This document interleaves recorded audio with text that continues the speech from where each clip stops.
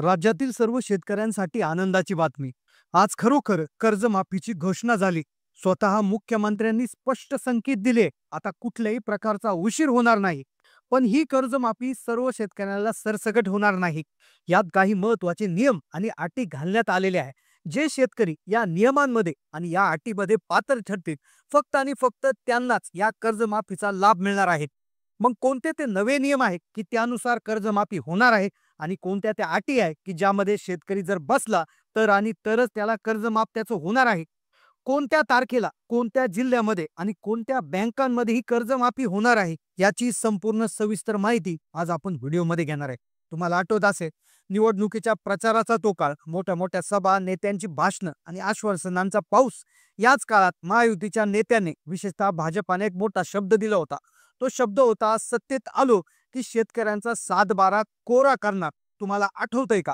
पण हेच आश्वासन ज्यावेळेस शेतकऱ्यांनी ऐकलं, त्यांच्या मनात एक नवीन उमेद जागू झाली. पण निसर्गाचा लहरीपणा, बाजारभावाची अनिश्चितता आणि वाढता खर्च यामुळे कर्जाच्या खाईत लोटलेल्या प्रत्येक शेतकऱ्याला वाटलं होतं की आता आपले दिवस फिरतील. आणि याच विश्वासावर त्यांनी मतं दिली. सरकार स्थापन झालं. पण सरकार आल्यानंतर सुरुवातीचे काही दिवस, काही महिने कर्जमाफीची चर्चा जणू काही थांबली. सगळीकडे शांतता पसरली आणि आपली चिंता दिवसेंदिवस वाढत गेली. आपल्याला दिलेलं सरकारने वचन विसरलं तर नाही ना, हा प्रश्न प्रत्येक शेतकऱ्याच्या मनात आता घर करू लागला होता. पण म्हणतात ना, शेतकऱ्याचा संयम संपला की तो संघर्षासाठी उभा राहतो. मग हीच मागणी, आवाज विधानसभेपर्यंत पोहोचवण्यासाठी सरकारला त्यांच्या वचनाची आठवण देण्यासाठी योद्धा पुढे सरकवला. तो युद्धा म्हणजे लाडके नेते, प्रहार पक्षाचे संस्थापक आमदार बच्चू कडू. शेतकऱ्यांच्या प्रश्नावर नेहमीच आक्रमक भूमिका घेणारे बच्चू कडू आपल्या शेतकऱ्यांच्या हक्कासाठी मैदानात उतरले. त्यांनी कर्जमाफीच्या मागणीसाठी तब्बल 7 दिवस अन्नत्याग करत जोरदार आंदोलन केलं. त्यांच्या या आंदोलनाचा दणका इतका मोठा होता की संपूर्ण महाराष्ट्राचं लक्ष वेधलं गेलं आणि सरकारलाही याची गंभीर दखल घ्यावी लागली. सरकारचा दबाव प्रचंड वाढला होता. बच्चू कडूंची प्रकृती खालावत होती, पण त्याचा निश्चय ठाम होता. अखेरीस सरकारला जाग आली. बच्चू भाऊंच्या मागण्याकडे लक्ष देण्यास सरकारला भाग पडलं. त्यानंतर बच्चू कडू आणि सरकार यांच्यामध्ये चर्चेच्या पायऱ्या झाल्या. या चर्चेतून कर्जमाफीवर एक नवा तोडगा निघाल्याचं चित्र आता स्पष्ट झाले. सरकारने मान्य केलंय की कर्जमाफी गरजेची आहे, पण ती देताना काही गोष्टी बदलाव्या लागतील. आणि इथूनच कर्जमाफीच्या नव्या पर्वाला आणि नव्या घोषणेला सुरुवात झाली. पुन्हा एकदा लक्षात घ्या, आता कर्जमाफी होणार हे जवळपास निश्चित आहे. पण ती कशा पद्धतीनं होणार, कोणते नियम लागू होणार आणि कोणत्या नियमात बसणाऱ्या शेतकऱ्यांनाच ही कर्जमाफी मिळणार, हे आता आपण लगेच पाहणार आहोत. आता इथं एक गोष्ट सगळ्यांनी नीट समजून घ्यायची आहे. ही कर्जमाफी पूर्वीसारखी सरसगट म्हणजे राज्यातील प्रत्येक कर्जदार शेतकऱ्याला एकदम मिळणार नाही. सरकारने आता वेगळा आणि त्यांच्यामध्ये अधिक अचूक मार्ग निवडला आहे. कर्जमाफी कोणाला द्यायची, किती द्यायची, कधी द्यायची हे ठरवण्यासाठी राज्य सरकारने एक उच्चस्तरीय समिती नेमली जाणार आहे. होय, एक खास लोकांची टीम, एक खास समिती, ज्यात प्रशासनाले मोठे अधिकारी, कृषी तज्ञ आणि काही मंत्री यांचा समावेश असेल. आता तुमच्या मनात प्रश्न आला असेल की ही समिती नेमकं काय करणार आणि अर्थात तुम्हाला कर्जमाफी मिळणार का नाही. तर ही समिती आपल्या राज्यातील प्रत्येक कर्जदार शेतकऱ्याच्या आर्थिक परिस्थितीची बारकाईने तपासणी करणार आहे. खरंच कोणाला मदतीची नितांत गरज आहे हे शोधून काढण्याचं काम या समितीवर असत. यासारखे काही नियम आहे व अटी म्हणजेच काही निकष लावले जातील. या निकषांमुळे जे खरे गरजू शेतकरी आहे, ज्यांना खरोखर गरज आहे, त्यांना मदत मिळेल आणि ज्यांना गरज नाही ते या पात्रतेतून बाहेर काढले जातील, असं सरकारचं म्हणणं आहे. यामुळे सरकारच्या तिजोरीवर अनावश्यक भार पडणार नाही आणि योजनेचा लाभ फक्त योग्य लोकांपर्यंत पोहोचेल. पण यामुळे आपल्या मनात एकाच वेळी आशेचा किरण आणि थोडी धाकधूक अशा दोन्ही भावना निर्माण झाल्या आहेत. आता एक चांगली गोष्ट आहे की जे शेतकरी खरंच आर्थिक संकट आहेत त्यांना न्याय मिळेल.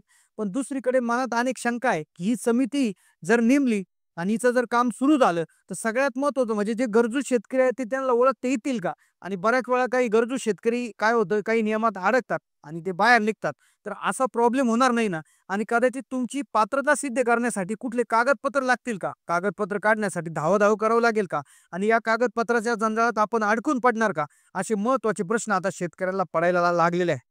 आता सगळ्यात महत्त्वाची गोष्ट याच्यामध्ये अशी आहे, ज्याचा फायदा सगळ्यात शेतकऱ्यांना होऊ शकतो किंवा असे शेतकरी ज्यांची कर्जमाफी ही 100% होऊ शकते, ते शेतकरी कुठले असणार आणि त्यानंतर 50% शक्यता कोणाची आणि एकदमच 0% शक्यता कोणाची, या महत्त्वाच्या मुद्द्याकडे आता आपण येणार आहोत. आता पहा, नियम आणि अटी कोणत्या असणार, कोणाला कर्जमाफी मिळणार, कोणाला नाही, यावर राज्याचे महसूल मंत्री श्री चंद्रशेखर बावनकुळे यांनी अगदी स्पष्ट शब्दात माहिती दिली. त्यांनी अगदी ठळकपणे सांगितलंय, सरकारचा उद्देश हा त्यांनी स्पष्ट केलाय की सरकारचा उद्देश असा आहे की फक्त खऱ्या आणि गरजू आणि कष्टकरी शेतकऱ्यांपर्यंत मदत मदत पोहोचवणं हीच आमचा उद्देश आहे, असं त्यांनी बावनकुळेंनी स्पष्ट केलं आहे.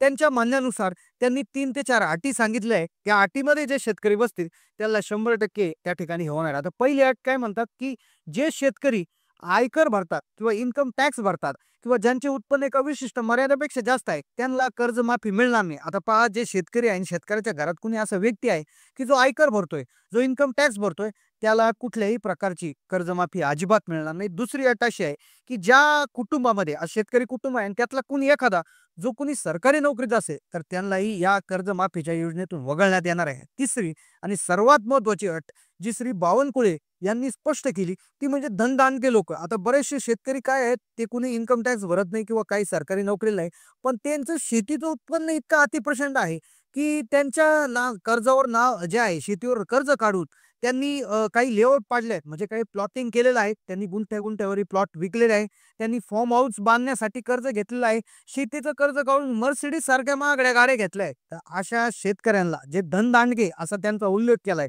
तर अशा बावनकुळेंनी तर अशा प्रकारच्या शेतकऱ्यांना कुठल्याही प्रकारची कर्जमाफी मिळणार नाही, असं त्यांनी स्पष्ट केलं. मग यामध्ये सरकारची भूमिका स्पष्ट आहे. कर्जमाफी ही गरिबांसाठी आहे, श्रीमंत साठी नाहीये. मग जो शेतकरी खरोखर रात्रीचा दिवस करून शेतात राबतो, ज्याला ज्याला बियाणासाठी, खतासाठी किंवा इतर गोष्टीसाठी, पिकासाठी जे पीक कर्ज घेतलंय किंवा कुठल्या तरी अनुदानाअंतर्गत कर्ज घेतलंय, पण त्या फेडायला त्याला खूप अडचणी येत आहे. निसर्गाच्या लहरीपणामुळे त्याचं नुकसान झालंय. अशा प्रकारचे जे गरजू शेतकरी आहे, तर अशा शेतकऱ्यांना कर्जमाफी त्या ठिकाणी होणार आहे. आणि जे कुटुंब पूर्णतः शेतीवर अवलंबून आहे, जे नैसर्गिक आपत्तीमुळे, नापिकीमुळे कर्जात बुडाला आहे, असाच शेतकरी कर्जमाफीचा खरा हक्कदार आहे, असं सरकारने स्पष्ट केलेलं आहे. आता मग पुढे काय होणार, तर महसूल मंत्र्यांनी सांगितल्याप्रमाणे एक उच्चस्तरीय समिती तयार होत असून लवकरच जे आता पावसाळी अधिवेशन सुरू होईल त्याच्यामध्ये ती घोषित केली जाईल.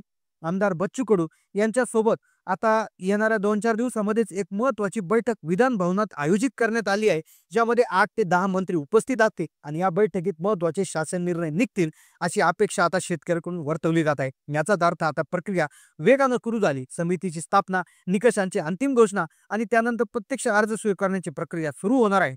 शेतकरी बांधवांनो, हा एक मोठा आणि महत्त्वाचा टप्पा आहे. सरकारने दिलेला शब्द पाळावा आणि अडचणीतल्या आपल्या शेतकरी बांधवांना लवकरात लवकर दिलासा द्यावा, हीच आपली सर्वांची अपेक्षा आहे.